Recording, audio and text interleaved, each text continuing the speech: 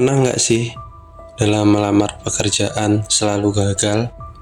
Entah gagal karena tes wawancara, bahkan gagal dalam seleksi administrasi. Seringkali kegagalan dalam mendapatkan pekerjaan dibumbui dengan adanya orang dalam.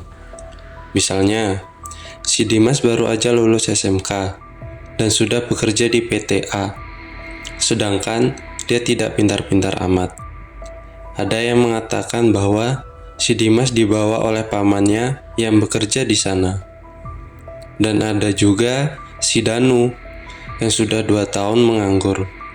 Sudah melamar pekerjaan ke sana kemari, tapi belum juga diterima.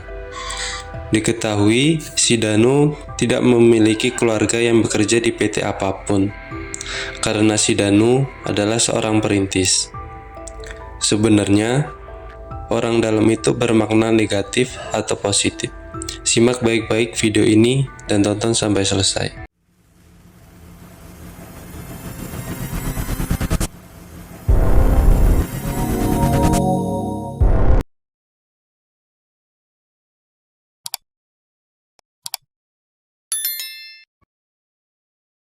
Apa sebenarnya orang dalam? Orang dalam sering disebut sebagai kambing hitam dalam mencari pekerjaan. Menurut gua, orang dalam adalah privilege. Karena dalam ungkapan ini yang mencerminkan kenyataan bahwa yang memiliki koneksi atau hubungan dekat dengan seseorang yang berpengaruh atau memiliki kekuasaan dapat memberikan keuntungan serta akses khusus bagi orang tersebut. Keistimewaan ini seringkali muncul dalam bentuk informasi yang lebih cepat dan akurat, peluang kerja yang lebih baik, atau percepatan dalam proses administratif. Misalnya, seorang pelamar kerja yang memiliki teman atau kerabat di perusahaan yang ia lamar mungkin akan mendapatkan informasi tentang lowongan tersebut sebelum diumumkan ke publik, atau bahkan diundang untuk wawancara lebih cepat. Jadi, informasi lowongan yang disebar di publik adalah sebuah hal formalitas saja. Bisa jadi sudah ada orang yang mengisi slot lowongan kerja tersebut sebelum dipublikasikan. Kebudayaan ini sudah hampir merata di semua perusahaan. Di sisi lain, dari fenomena ini, ketika orang dalam mendapatkan hak istimewa yang tidak didapatkan oleh orang lain, hal ini bisa menciptakan ketidakadilan. Orang-orang yang mungkin berbakat atau lebih layak bisa tersisihkan karena tidak memiliki koneksi yang tepat. Terlepas dari itu semua, dunia pekerjaan sudah tidak lagi mengenal cara masuk yang benar, tetapi siapa yang memiliki orang dalam, di situ akan menang. Lantas, bagaimana dengan mereka yang tidak memiliki orang dalam? Jawabannya, mau tidak mau mereka harus memiliki orang dalam. Di sini, gue akan memberikan sedikit cara agar bisa memiliki orang dalam. Sebelum itu, kita akan membahas mengenai mengapa orang dalam itu penting.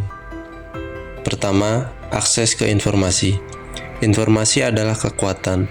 Orang dalam seringkali memiliki akses ke informasi eksekutif yang belum tentu tersedia bagi publik. Misalnya, informasi tentang peluang kerja, tender bisnis, ataupun tren pasar terbaru yang bisa menjadi dasar keputusan strategis. Biasanya, informasi eksekutif berupa lowongan pekerjaan hadir dari mulut ke mulut.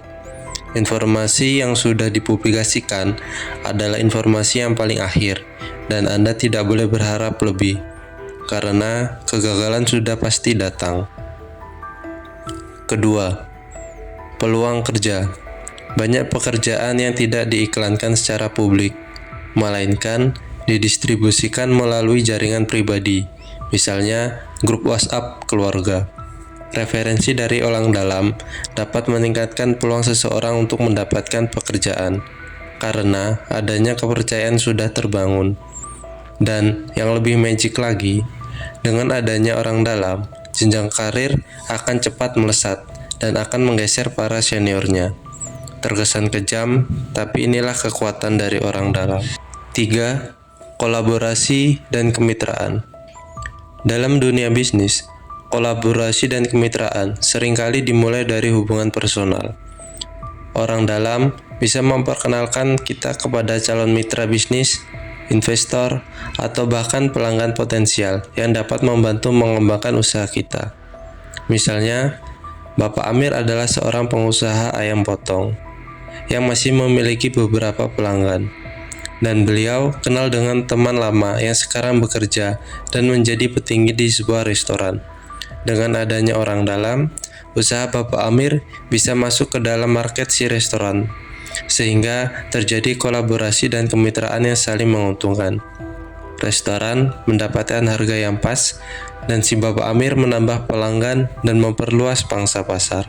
4. Mentorship dan bimbingan.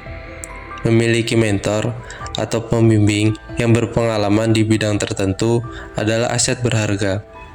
Orang dalam yang lebih senior dapat memberikan bimbingan, nasihat, dan dukungan yang dapat membantu kita menghindari kesalahan dan perjalanan menuju kesuksesan. Nah, selanjutnya gua akan membahas gimana sih caranya mendapatkan orang dalam. Yang pertama, jalin hubungan baik. Mulailah dengan memperluas jaringan pertemanan dan kenalan. Mulai sapa kembali teman yang lama yang sudah sukses.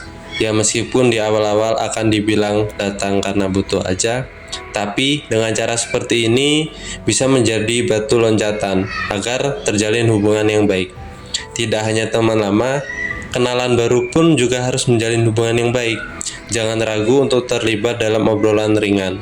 Siapa tahu, dari obrolan santai itu, kita bisa menemukan orang yang bisa menjadi orang dalam di bidang tertentu. Kedua, ikut komunitas dan acara sosial.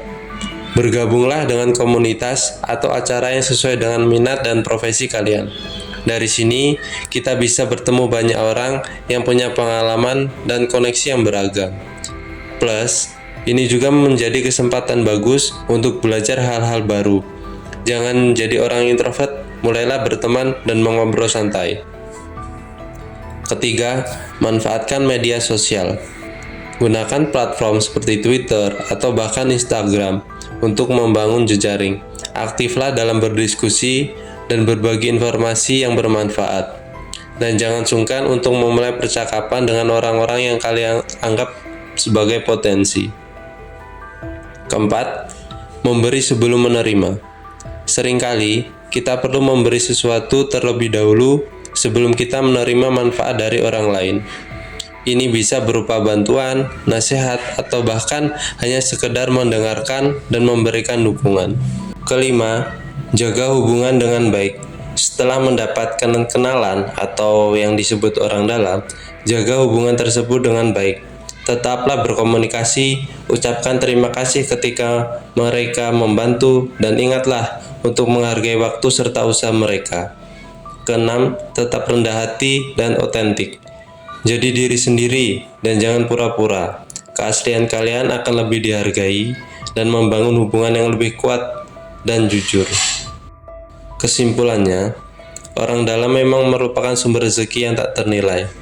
Dengan membangun dan memanfaatkan jaringan secara bijak, kita bisa membuka berbagai peluang yang mungkin tidak terbayangkan sebelumnya. Ingat, membangun hubungan dengan orang dalam bukan tentang memanfaatkan orang lain, tetapi tentang menciptakan jaringan yang saling menguntungkan. Jadi, mari kita mulai membangun dan memperluas jaringan kita dengan cara yang baik dan positif.